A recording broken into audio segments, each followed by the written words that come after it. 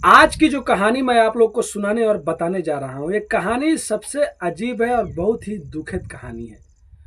21वीं सदी में अगर कोई दादा अपने ही पोते का बलि दे दे तो कोई भी यकीन नहीं करेगा, कोई भी मानेगा नहीं, लेकिन ऐसा हुआ है। 26 अगस्त की दिन उत्तर प्रदेश के प्रयागराज में एक ऐसी घटना सामने आई है, जहाँ पे एक दादा ही अपने जो जो अपना पोता रहता है, जो 11वीं क्लास में पढ़ा करता था, जो 17 साल का रहता है, उसको फुसलाकर बहलाकर लेके जाता है और लेके जाने के बाद उसका बलि दे देता है, वो भी पूरे रीति और रिवाजों के साथ। और उसके एक दिनों के बाद खुद घर के बाहर चेयर पे बैठ के पेपर पढ़ रहा होता है कि शायद मैं पकड़ा तो नहीं गया, या पेपर में किसी का मर्डर का या किसी का गुमशुदगी का रिपोर्ट तो नहीं आया। लेकिन जैसे वो पेपर पढ़ रहा था, उसके एक दिन बाद वो पुलिस के हत्थे चढ़ जाता है। आखिर उसने क्या गलती किया था और क्यों उसने अपने ही पोते का बलि दिया था, वो भी 21वीं सदी, इस जमाने में जब लोग चाँद पे जाने की बात करते हैं, जब लोग टेक्नोलॉजी का बात करते हैं। वो दादा पढ़ा लिखा था, उसके बाद भी उसने ऐसा क्यों किया? पुलिस जब उससे पकड़ ली थी, उसके बाद उसने सारे अपनी जुबान खोल दी। तो चलिए पूरी घटना को इस कहानी के माध्यम से आप लोगों को बताएंगे। उससे पहले आप लोग से रिक्वेस्ट करते हैं, अगर आप भी हमारे चैनल पर नए हैं तो चैनल को सब्सक्राइब कर लीजिए। आपका भाई बहुत ज़्यादा मेहनत करता है, गाड़ियाँ चलाता है, और जब टाइम मिलता है फ्री होता हूँ तब आप लोग के लिए वीडियो बनाता हूँ। तो चलिए इस चैनल को आज ही सब्सक्राइब, लाइक, शेयर, कमेंट करना मत भूलिए। तो नमस्ते, आदाब, सत श्री अकाल। आज की जो सच्ची घटना मैं आप लोग को सुनाने और बताने जा रहा हूँ, ये घटना उत्तर प्रदेश के प्रयागराज जिले से शुरू होता है। 26 अगस्त तारीख की बात है। एक पीयूष नाम का लड़का होता है जो 11वीं क्लास में पढ़ा करता था, जिसका फोटो आप लोग देख सकते हैं, स्क्रीन पर आप लोग को दिखाई देता होगा। ये हमेशा 8 बजे स्कूल जाता था और उसके बाद 2-3 बजे स्कूल से वापस घर आ जाया करता था। इसके पिता नहीं थे, इसकी माँ ही से पाला करती थी। लेकिन जैसे 26 अगस्त को ये जाता है, चलने का तो स्कूल चले जाता है, लेकिन 2 बज जाता है, 3 बज जाता है, 4 बज जाता है, 5 बज जाता है, पीयूष घर नहीं आता है। उसके बाद उसके घर वाले तुरंत दौड़ते हुए लोकल स्टेशन में जाते हैं। पुलिस स्टेशन में जाने के बाद रिपोर्ट लिखवाते हैं। पुलिस तुरंत एक्शन लेती है, पुलिस की कई टीमें बनाई जाती है और अब इसकी जांच पड़ताल होने लगती है। सबसे पहले पुलिस वाले स्कूल जाते हैं, कॉलेज जाते हैं, जाकर कहते हैं कि यहाँ पे पीयूष नाम का लड़का आया था और वो कहाँ गया, किसके साथ में बैठता था, कौन उसका दोस्त है। तो स्कूल में जाने के बाद पता चलता है कि वो तो आज स्कूल ही नहीं आया था।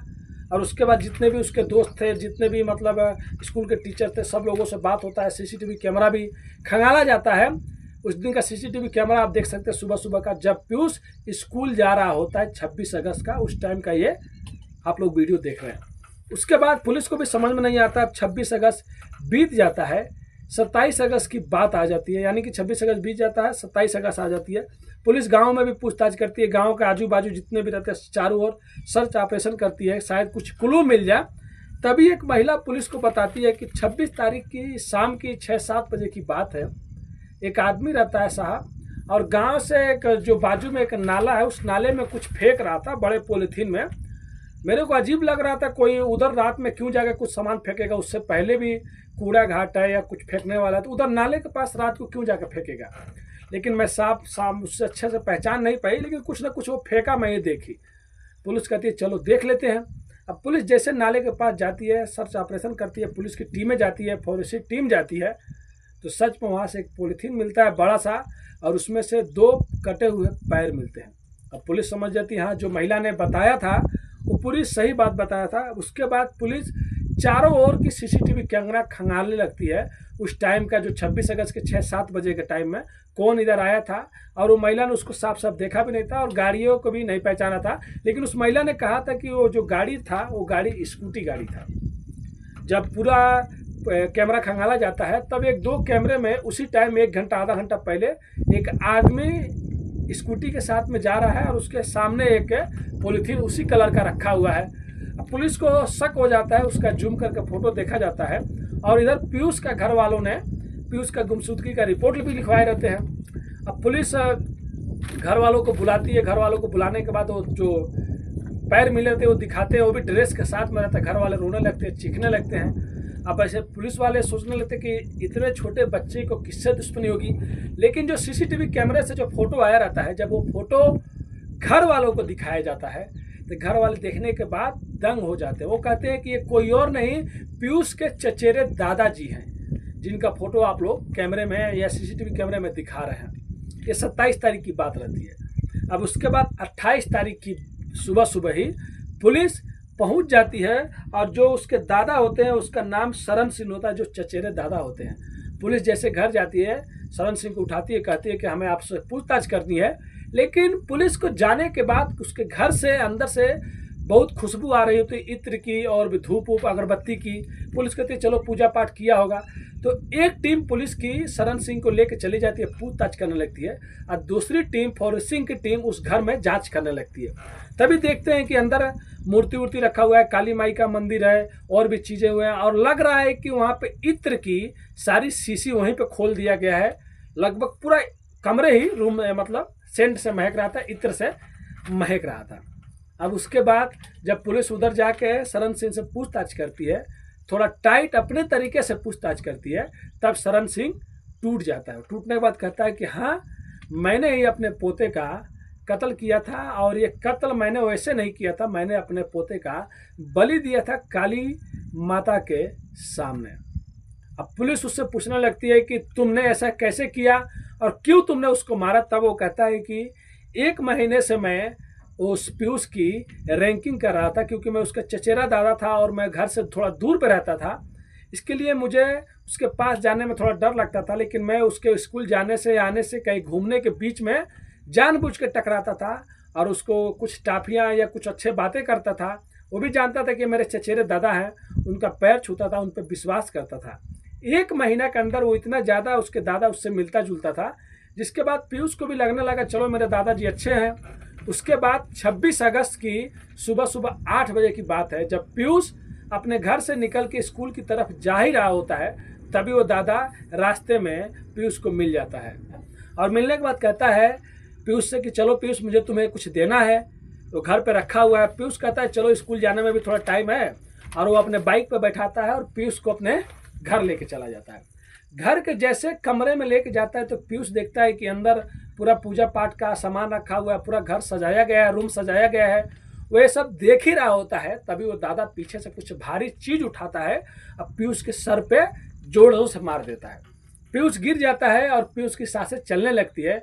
उसके बाद वो दादा अंदर जाता है, ताकिया लेकर आता है, तकिया लाने के बाद उसका मुंह दबा देता है, जिससे पीयूष कुछ सेकेंडों के बाद ही दम तोड़ देता है। उसके बाद उस लाश को काली माई मंदिर के सामने जो मूर्ति रहता है उनके सामने लेके जाता है, और उसके बाद तंत्र मंत्र करने लगता है, मंत्र पढ़ने लगता है। उसके बाद पैर काट देता है, हाथ काट देता है, सर धड़ से अलग कर देता है, और ये सब करने के बाद पूजा पाठ कर लेता है, और करने के बाद बाकायदा सब क्लीन करके पूरे घर में इत्र मार देता है, और बड़ी बड़ी पॉलीथीनों में सब चीज़ों को रख देता है। लेकिन जो सर रहता है वो पॉलीथीन में नहीं आ रहा होता है, इसके लिए वो एक साड़ी में लपेटता है और फिर लेके घर में रख के आराम से शाम को बैठे रहता है कि शाम का ही इंतज़ार करता है। और शाम को 5-6 बजने के बाद वो क्या करता है कि लाश के जो टुकड़े रहते हैं, कोई पश्चिम साइड में, कोई 10 किलोमीटर दूर पूर्व साइड में, कोई 10 किलोमीटर दूर दक्षिण साइड में, मतलब 10-15 किलोमीटर के एरिया में चारों साइड में लाशें ला के फेंकना शुरू कर देता है। और 27 तारीख के सुबह सुबह वो पेपर पढ़ता है कि शायद पेपर में कुछ छपा हो, कहीं गुमशुदगी का, कहीं मर्डर का, किसी को मिल गया हो तो, लेकिन ऐसा कुछ भी नहीं होता है। तो पूरी कहानी बता देता है। लेकिन अब पुलिस इससे ये कहती है कि तुमने उसे मारा क्यों, तुम्हारी उससे दुश्मनी क्या थी। तब वो कहता है कि साहब 2023 में मेरी बेटी एक दिन आत्महत्या कर ली, और मैं उस सदमे में रहने लगा। और फिर 1 ही साल बाद 2024 में मेरा बेटा भी, जो यमुना नदी है, जो ब्रिज है, वहाँ से नीचे कूदकर अपनी जान दे दी।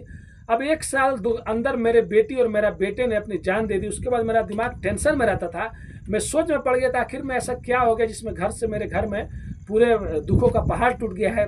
इसी बीच मैंने एक तांत्रिक से मिला। तांत्रिक ने कहा देखो तुम्हारे घर में जादू टोना हुआ है, और कोई और नहीं, तुम्हारी भाभी ने कराया है, और वही भाभी जो पीयूष की दादी लगेगी।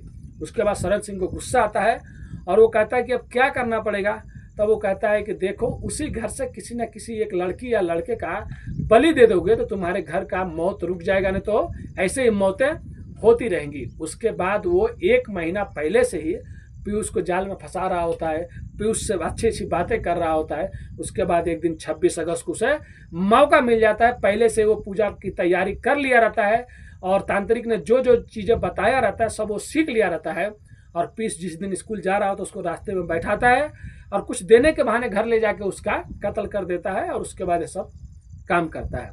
अब एक कहानी सामने आती है, कहानी सामने आने के बाद हर कोई सोचने लगता है कि जो दादा पढ़ा लिखा हो 21वीं सदी में ऐसे कैसे कर सकता है। मतलब जो खुद पढ़ा लिखा हो, ज़्यादा पढ़ा हो और किसी तांत्रिक के बहकाव में आके ऐसे कैसे कर सकता है। तो दादा को गिरफ्तार कर लिया जाता है। अब उस तांत्रिक का भी खोज खबर प्रयागराज पुलिस कर रही है, टीम और भी बनाई गई है कि अगर वो तांत्रिक पकड़ा गया तो पुलिस उससे ज़रूर पूछेगी, सज़ा तो उसे ज़रूर होगा। तो क्या किसी मसले का हल यही है कि मतलब बलि दे दिया जाए या अंधविश्वास में जिया जाए, ये सब चीज़ कुछ भी होता नहीं है और कानून इसको मानता भी नहीं है। तो तांत्रिक की खोज खबर हो रही है। 26 अगस्त की ये बात है, देख सकते हैं उस बेचारे पीयूष का जो चेहरा खिलता हुआ है। अपने माँ का अकेले सहारा था, पिता थे नहीं, लेकिन इस दादा को थोड़ा भी तरस नहीं आया और उस तांत्रिक के चक्कर में आके और इसने एक कदम उठाया पढ़ा लिखा होकर और अपने ही पोते का हम बलि दे दिया। तो ये थी कहानी आज की, एक दादा ने कैसे अपने पोते का बलि दे दिया और उसके बाद वो भी अब जिंदगी भर जेल में सड़ेगा। ये कहानी सुनाने का उद्देश्य किसी का भी दिल दुखाना नहीं है दोस्तों, बस आप लोग को सचेत करना है कि कहीं भी जाए किसी पे भी जल्दी से विश्वास नहीं करे, चाहे कोई भी हो। और कोई भी परेशानी, कोई भी आपको कुछ गलत लगता है तो अपने घर वालों को ज़रूर बताएं। और अगर आप इस चैनल पर नए हैं तो चैनल को आज ही सब्सक्राइब, लाइक, शेयर, कमेंट करना मत भूलिए। ऐसे ही सच्ची कहानियाँ और वीडियो देखने के लिए आपका भाई बहुत ज़्यादा मेहनत करता है, तो अपने भाई को भी प्लीज़ सपोर्ट कीजिए, एक सब्सक्राइब करके, एक फॉलो करके, और अपने दोस्तों को भी शेयर कीजिए ऐसी कहानी और वीडियो देखने के लिए। तो सबसे पहले सुपर फास्ट स्टोरी ही आप लोग को आने वाले टाइम के जो समय है उससे आगाह करेगा। ऐसी क्राइम की कहानियाँ सुनने के बाद बहुत से लोग बहुत कुछ सीखने को भी मिलता है। तो इस चैनल को सब्सक्राइब कीजिए। बोलने में कुछ गलती हो जाए तो अपने भाई को माफ़ कर दीजिएगा। धन्यवाद।